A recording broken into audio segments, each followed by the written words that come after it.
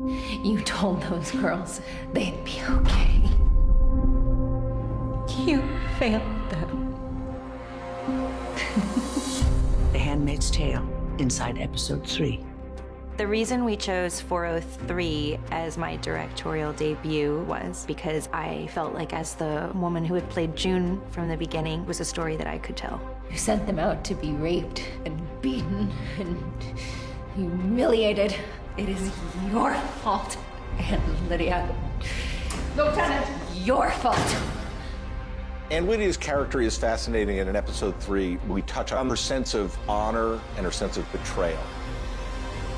Lydia is accustomed to being on very steady ground emotionally because she shuts it all out. But in the end, she absolutely loses control.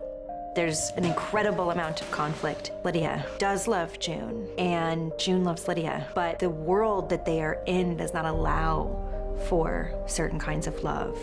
During the scene in which June is being tortured and Lydia is overhearing it, the embroidery is an attempt at control, something to hold on to keep her steady.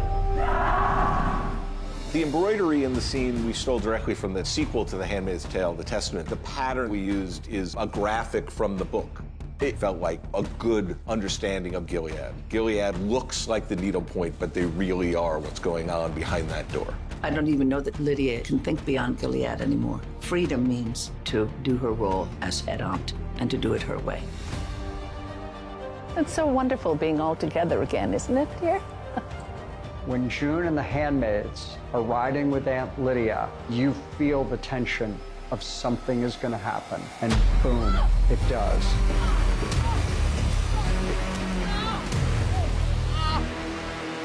Don't do it.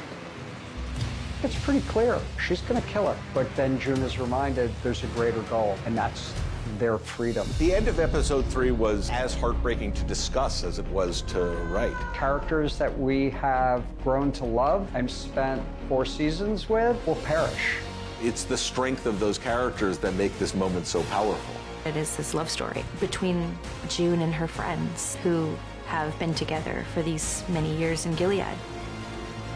Season 4 is really about the journey for freedom and what June must give up in order to pursue that journey. I wanted to have June pay the price of leadership.